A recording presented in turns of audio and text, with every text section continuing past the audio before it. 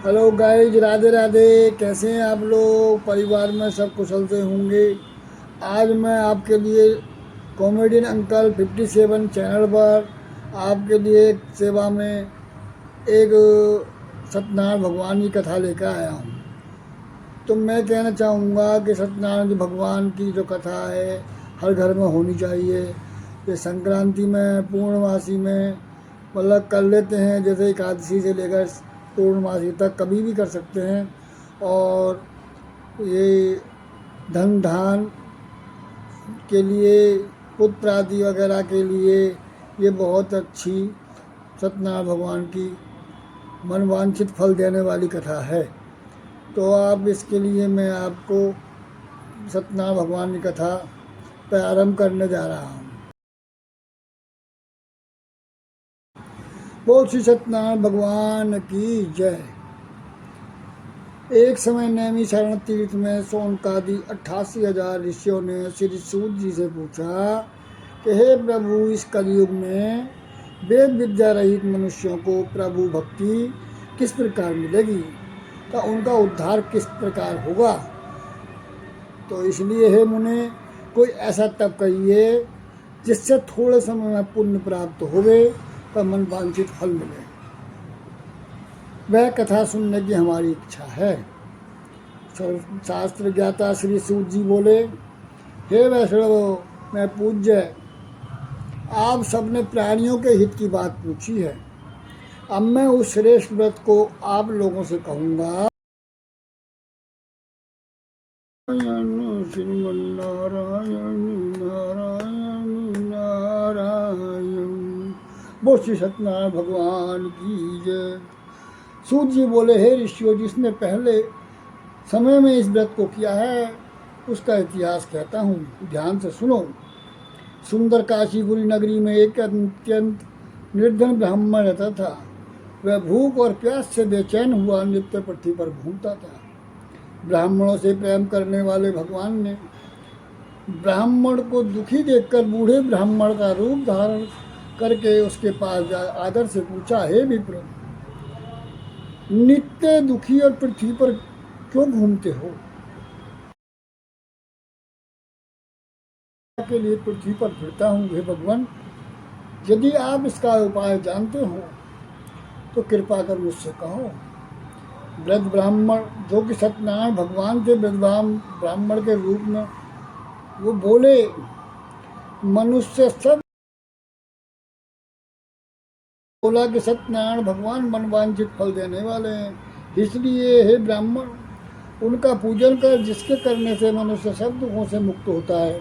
ब्राह्मण को व्रत का सारा विधान बताकर बूढ़े ब्राह्मण का रूप धारण करने वाले सत्यनारायण भगवान अंतर्ध्यान हो गए। जिस व्रत को वृद्ध ब्राह्मण ने बतलाया मैं उसको करूँगा, ये निश्चय करने पर उसे रात में नींद भी नहीं आई और वह सवेरे ही उठकर सत्यनारायण के व्रत का निश्चय कर भिक्षा के लिए चला। उसको भिक्षा में बहुत सा धन मिला, जिससे बंधु बांधवों के साथ उसने सत्यनारायण का व्रत किया। इसके करने से वह ब्राह्मण सब दुखों से छूटकर अनेक प्रकार की संपत्तियों से युक्त हुआ। उस समय से वह ब्राह्मण हर मास व्रत करने लगा। इस तरह सत्यनारायण भगवान के व्रत को जो भी करेगा वह मनुष्य सब दुखों से छूट जाएगा। इस तरह नारद जी से नारायण का कहा हुआ ये व्रत मैंने तुमसे कहा, हे विप्रो, मैं अब और क्या कहूँ। ऋषि बोले, हे मुनीश्वर, संसार में इस ब्राह्मण से सुनकर किस किसने व्रत को किया, ये हम सब सुनना चाहते हैं। तो इसके लिए हमारे मन में श्रद्धा है। सूत जी बोले, हे मुनियों, जिसने इस व्रत को किया है सब सुनो। एक समय एक ब्राह्मण धन और ऐश्वर्य के अनुसार बंधु बांधवों के साथ व्रत करने को तैयार हुआ। उसी समय एक लकड़ी बेचने वाला बूढ़ा लकड़हारा आया और बाहर लकड़ियों को रखकर ब्राह्मण के मकान में गया। प्यास से दुखी लकड़हारा उनको व्रत करते देखकर ब्राह्मण को नमस्कार कर कहने लगा कि आप ये क्या कर रहे हैं और इसके करने से क्या फल मिलता है, कृपा करके मुझसे कहिए। तो ब्राह्मण ने कहा, सब मनोकामना को पूरे करने वाला यह सत्यनारायण भगवान का व्रत है। इसकी ही कृपा से मेरे यहाँ धन धान आदि की वृद्धि हुई है। ब्राह्मण से इस व्रत के बारे में जानकर लकड़हारा बहुत प्रसन्न हुआ।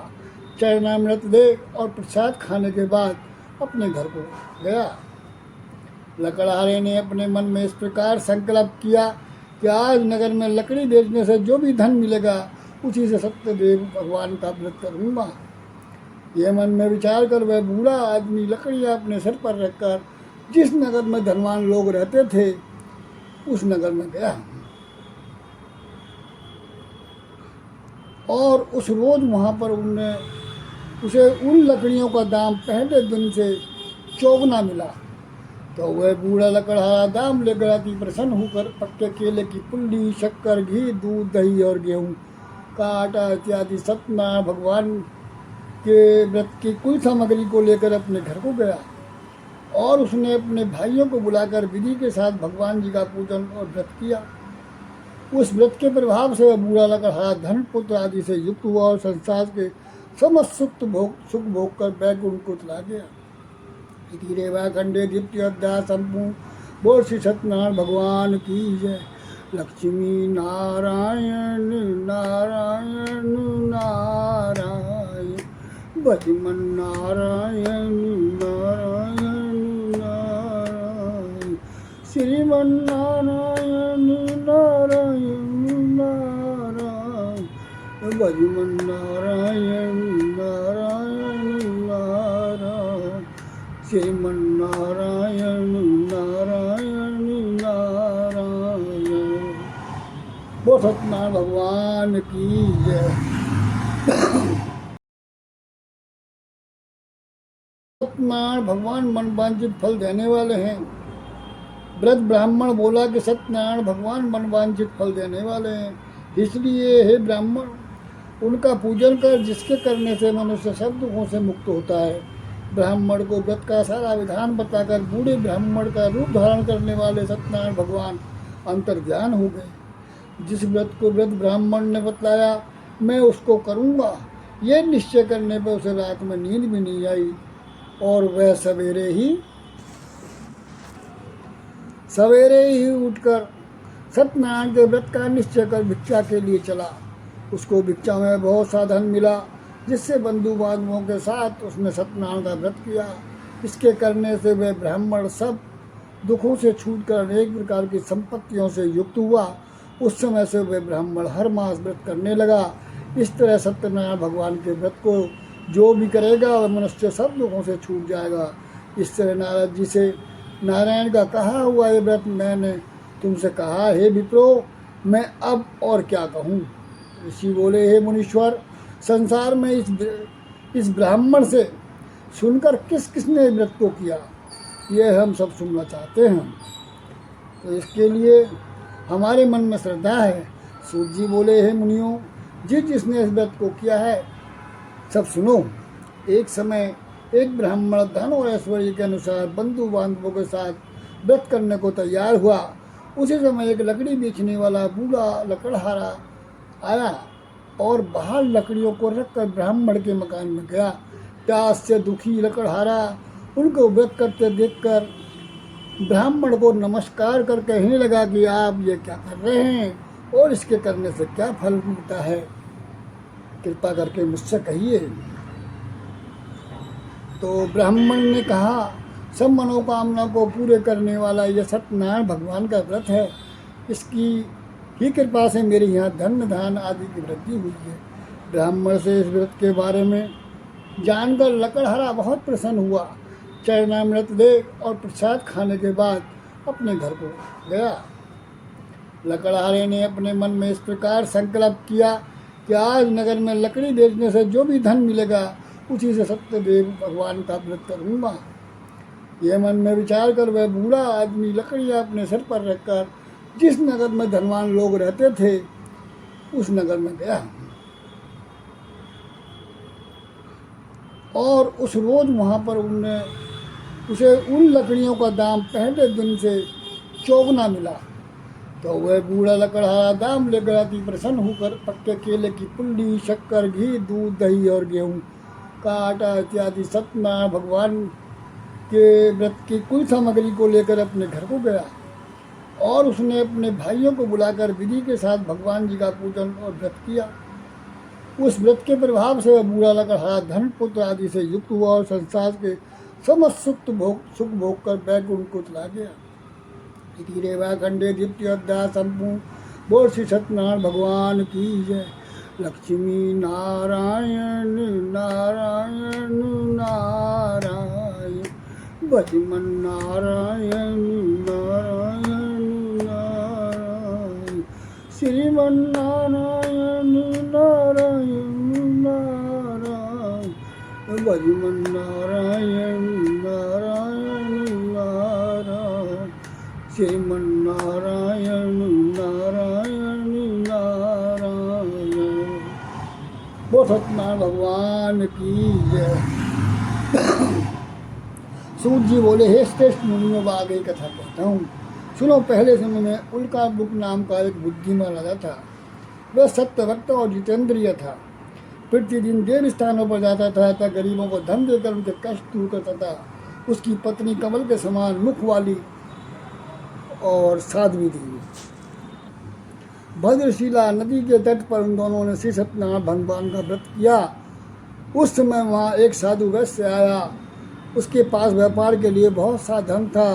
वह नाव को किनारे पर ठहरा कर राजा के पास आ गया और राजा को व्रत करते हुए देखकर विनय के साथ पूछने लगा, हे राजन, भक्ति युक्त शिष्य, ये आप क्या कर रहे हैं? मेरी सुनने की इच्छा है, सो आप यह मुझे बताइए। राजा बोला, हे साधु, अपने बांधवों के साथ पुत्र आदि की प्राप्ति के लिए ये माँ शक्तिवान सत्यनारायण भगवान का व्रत व पूजन किया जा रहा है। राजा के वचन सुनकर साधु आदर से बोला, हे राजन, मुझसे इसका संविधान कहो। मैं भी आपकी कथानुसार इस व्रत को करूँगा। मेरी भी कोई संतान नहीं है और इससे निश्चय ही होगी, ये मन में विश्वास हो गया। राजा से सब विधान सुन व्यापार से निर्वृत्त होकर के वह आनंद के साथ घर गया। साधु ने अपनी स्त्री से संतान देने वाले उस व्रत का समाचार सुनाया और कहा कि जब मेरे संतान होगी तब मैं इस व्रत को करूँगा। साधु ने ऐसे वचन अपनी स्त्री लीलावती से और कहा कि जब मेरे संतान होगी तब मैं इस व्रत को करूँगा। साधु ने ऐसे वचन अपनी स्त्री लीलावती से कहे। एक दिन उसकी स्त्री लीलावती पति के साथ आनंदित होकर संसारिक धर्म में निर्वृत्त होकर सत्यनारायण भगवान की कृपा से गर्भवती हो गई और 10वें महीने में उसके एक सुंदर कन्या का जन्म हुआ।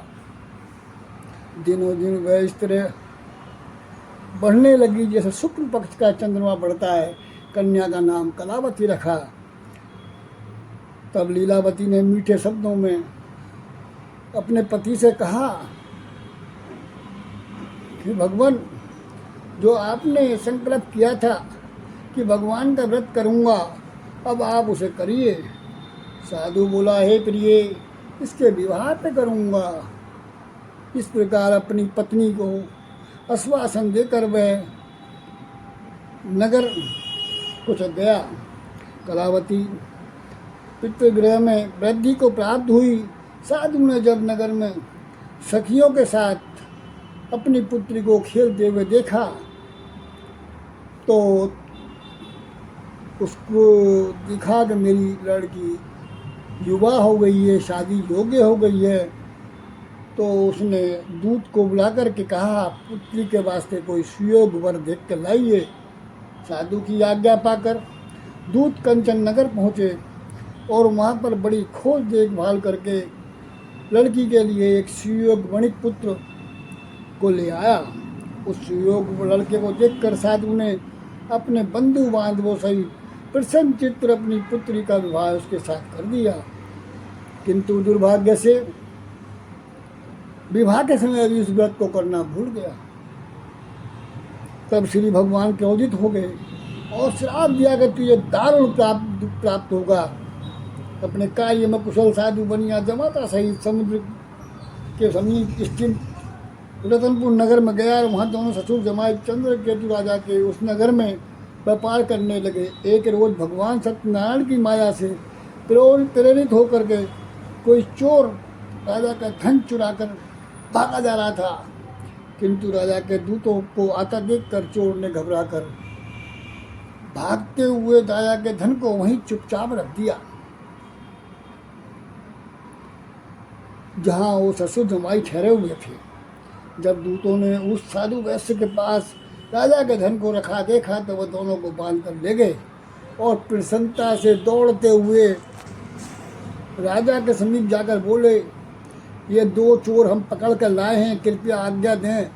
तब राजा की आज्ञा से उनको कठोर कारावास में डाल दिया गया।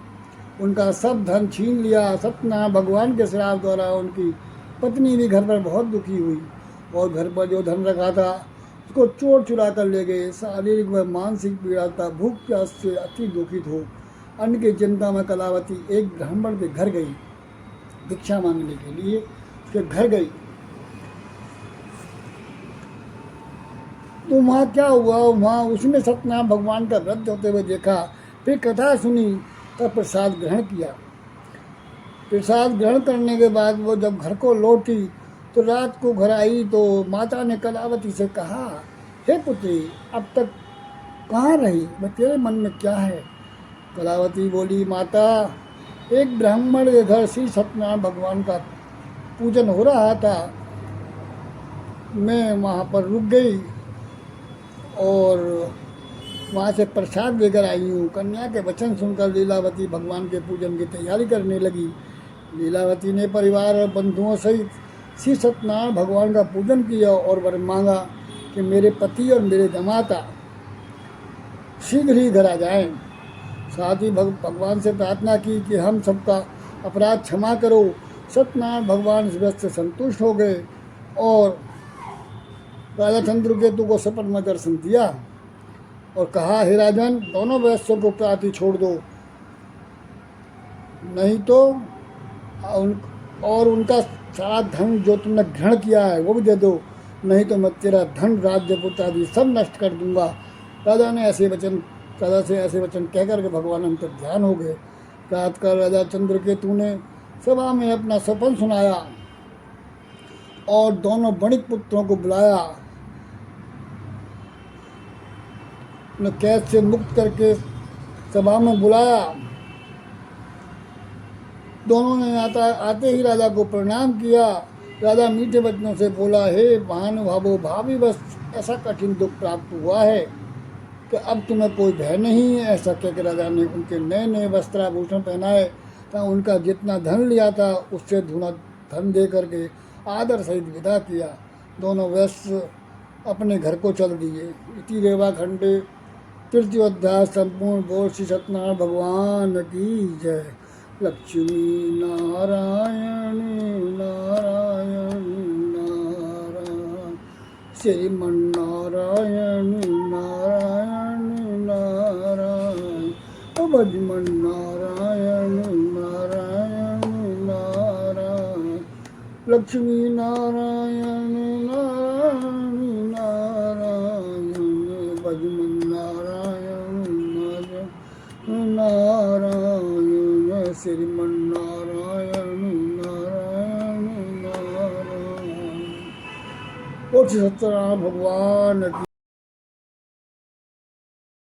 यात्रा आरंभ की और अपने नगर को चला। उनके थोड़ी दूर निकलने पर दंडी वेशधारी सत्यनारायण ने उनसे पूछा, हे साधु, तेरी नाव में क्या है? अभिमानी वणिक हंसता हुआ बोला, हे दंडी, आप क्यों पूछते हो? क्या धन लेने की इच्छा है? मेरी नाव में तो बेल पत्ते भरे हुए हैं। वैश्य का कठोर वचन सुनकर भगवान ने कहा, तुम्हारा वचन सत्य हो, तथास्तु। दंडी ऐसा कहकर वहाँ से दूर चले गए और कुछ दूर जाकर समुद्र के किनारे बैठ गए। दंडी के जाने पर वैश्य ने नित्य क्रिया करने के बाद नाव को ऊंची ऊंची देखकर अचंभा किया कि नाव में बेलपत्ते आदि देखकर मूर्छित हो जमीन पर गिर पड़ा और मूर्छा खुलने पर अत्यंत शोक प्रकट करने लगा। तब उसका दामाद बोला कि आप शोक ना करिए, आप शोक ना करें, यह दंडी का श्राप है, अतः उनकी शरण में चलना चाहिए। तभी हमारी मनोकामना पूरी होगी। दामाद के वचन सुनकर साधु वणिक दंडी के पास पहुंचा और अत्यंत भक्ति भाव से नमस्कार करके बोला, हे भगवान, आपकी माया से मोहित ब्रह्मा आदि भी आपके रूप को नहीं जानते, तो मैं अज्ञानी कैसे जान सकता हूँ। आप प्रसन्न होइए, मैं सामर्थ्य के अनुसार आपकी पूजा करूँगा, मेरी रक्षा करो। पहले के समान मौका में धन भर दो। उसके भक्ति युक्त वचन सुनकर भगवान प्रसन्न हो गए। उसके भक्ति भाव वचन सुनकर के भगवान प्रसन्न हो गए। उसकी इच्छा अनुसार वर देकर के अंतर ध्यान हो गए। तब उन्होंने नाव पर आकर देखा कि नाव धन से परिपूर्ण है, और फिर वह भगवान सत्यनारायण का पूजन कर साथियों सहित अपने नगर को चल दिया। जब अपने नगर के निकट पहुंचा तो दूत को घर भेजा। दूत ने साधु के घर जाकर के उसकी स्त्री को नमस्कार किया। कहा, साधु अपने दामाद सहित नगर के समीप आ गए हैं। ऐसा वचन सुनकर साधु की स्त्री ने बड़े हर्ष के साथ सत्यदेव का पूजन कर पुत्री से कहा, मैं अपने पति के दर्शन को जाती हूँ। बेटा, तू एक काम करना कि ये जो सब पूजा सामग्री है, इसको अपना सब काम करके पूजा सामग्री को वो कर करके नहीं,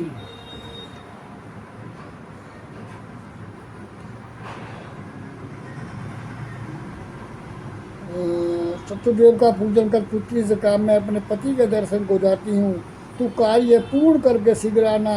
माता के ऐसे वचन सुनकर कलावती प्रसाद छोड़कर पति के पास गई। प्रसाद की अवज्ञा के कारण सत्यदेव ने रुष्ट होकर उसके पति को नाव सहित पानी में डुबो दिया। कलावती अपने पति को न देखकर रोती हुई जमीन पर गिर पड़ी। इस तरह नौका में डूबा हुआ तो कन्या का रोता हुआ देख साधु वैश्य दुखित हो बोला, हे प्रभु, मुझसे मेरे परिवार से जो भी भूल हुई है उसे क्षमा करिए। उसके 3 वचन सुनकर सत्यदेव यानी सत्यनारायण भगवान प्रसन्न हो गए और आकाशवाणी हुई, ये साधु, तेरी कन्या मेरे प्रसाद को छोड़कर आई है, इसलिए इसका पति अदृश्य हुआ है। यदि वह घर जाकर प्रसाद खाकर लौटे तो इसे पति अवश्य मिलेगा। ऐसी आकाशवाणी सुनकर कलावती ने घर कर प्रसाद खाया, फिर आकर पति के दर्शन किए। तत्पश्चात साधु ने बंद सहित सत्यदेव का विधिपूर्वक पूजन किया। उस दिन से वह प्रत्येक पूर्णिमा को सत्यनारायण भगवान का पूजन एवं कथा करने लगा। फिर श्लोक का सुख भोग कर अंत में स्वर्ग लोक को गायत्री रेवा खंडे 4 अध्याय संपूर्ण बोल श्री सत्यनारायण भगवान की जय। श्रीमन्नारायण नारायण नारायण भजमन नारायण नारायण नारायण भजमन नारायण नारायण नारायण श्रीमन्नारायण नारायण नारायण लक्ष्मी नारायण नारायण और श्री सत्यनारायण भगवान की जय। सूत जी बोले, हे ऋषियों, मैं और भी कथा कहता हूँ, सुनो। प्रजापालन में लीम तुंग ध्वज नाम का एक राजा था। उसने भी भगवान का प्रसाद त्याग कर बहुत दुख पाया। एक समय वन में जाकर वन्य पशु को मार कर थे, लेकिन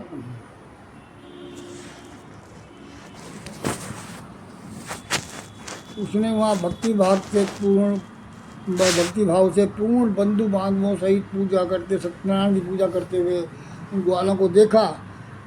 राजा देखकर भी अभिमान बस वहाँ नहीं गया और ना नमस्कार किया, क्योंकि भगवान का जहाँ भी आसन लगा हो वहाँ नमस्कार करना चाहिए, प्रणाम करना चाहिए। क्योंकि अगर रास्ते में कहीं कथा हो रही है, कहीं भवन कीर्तन हो रहा है, भजन हो रहा है, तो वहाँ कभी भी ऐसे नहीं निकल जाना चाहिए, कम से कम प्रणाम कर सकते हो। इसलिए उसने न नमस्कार किया। जब ग्वालों ने भगवान का प्रसाद उसके सामने रखा तो प्रसाद को भी त्याग कर उसने अपनी उठा, घोड़े पर बैठा और सुंदर नगरी को चला गया। वहाँ उसने अपना सब कुछ नष्ट पाया, तो वह जान गया कि यह सब भगवान ने किया है। तब वह विश्वास कर ग्वालों के समीप लौटकर आया और विधि पूर्वक पूजन कर प्रसाद खाया। तो सत्यदेव सत्यनारायण भगवान की कृपा से जैसा पैदा था वैसा ही हो गया। और दीर्घ काल तक सुख भोग करके मरने पर स्वर्ग लोक को गया। जो मनुष्य इस परम दुर्लभ व्रत को करेगा, भगवान की कृपा से उसे धन धान की प्राप्ति होगी, तब सब मनोरथ पूर्ण होकर अंत में वैकुंठ धाम को जाता है। जिन्होंने पहले इस व्रत को किया है, अब उनके दूसरे जन्म की कथा कहता हूँ। व्रत सतानंद ब्राह्मण ने सुदामा का जन्म लेकर मोक्ष को पाया। उल्का मुख नाम का राजा दशरथ होकर वैकुंठ को प्राप्त हुआ। साधु नाम के वैश्य ने मरोधक बनकर अपने पुत्र को आरे से चीरकर मोक्ष को प्राप्त किया।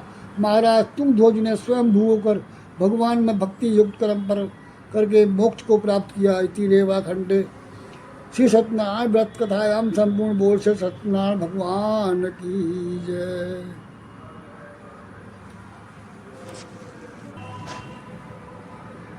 बोल सत्यनारायण भगवान की जय। जय लक्ष्मी रमणा स्वामी, जय लक्ष्मी रमणा सत्यनारायण स्वामी, जन पातक हरि। ओम जय लक्ष्मी रमणा रतन जड़ित सिंहासन, अद्भुत विराजे स्वामी, अद्भुत विराजे। नारद करत निराजन, घंटा ध्वनिवा। ओम जय लक्ष्मी रंगा प्रगट भय कलिकार, तुझको दरस दियो स्वामी, तुझको दरस दियो। बूढ़ा ब्राह्मणी बनकर कंचन महल किया। ओम जय लक्ष्मी रमणा दुर्बल भील कठार, इन पर कृपा करी स्वामी, इन पर कृपा करी। चंद्रचूड़ एक राजा, इनकी विपत्ति हरी।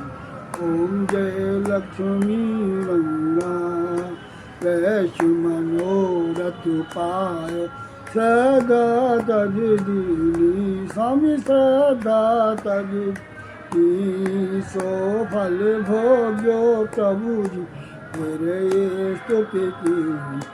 ओम जय लक्ष्मी रमणा भाव भक्ति के कारण, छिन छिन रूप धरो प्रभु, छिन छिन उदरो। श्रद्धा धारण की नीति नित्य काज। ओम जय लक्ष्मी रमणा बाल बाल संग राजा, मन में भक्ति करी स्वामी, मन में भक्ति करी। मन वांछित फल दीन, दीन दयालु हरि। ओम जय लक्ष्मी रंगा चढ़त प्रसाद सवाय, कजली फल मेवा, कजली फल मेवा। धूप दीप तुलसी राजी सत्य देव। ओम जय लक्ष्मी रमणा श्री सत्यनारायण जी की आरती जो कोई नर गावे स्वामी, प्रेम गावे कहत शिवानंद स्वामी। भजत हरि हरि स्वामी, वांछित फल पावे। ओम जय लक्ष्मी रमणा, जय लक्ष्मी रमणा स्वामी, जय लक्ष्मी रमणा। सत्यनारायण स्वामी, सन्निपातक हरि।